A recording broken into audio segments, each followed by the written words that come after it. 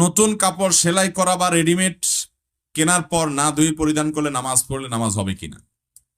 নতুন কাপড় বাজার থেকে কিনে আনছেন, এটা পরে নামাজ পড়লে নামাজ হবে আপনাদের? হবে নাকি হবে? হবে না। মিশ্র অনুভূতি।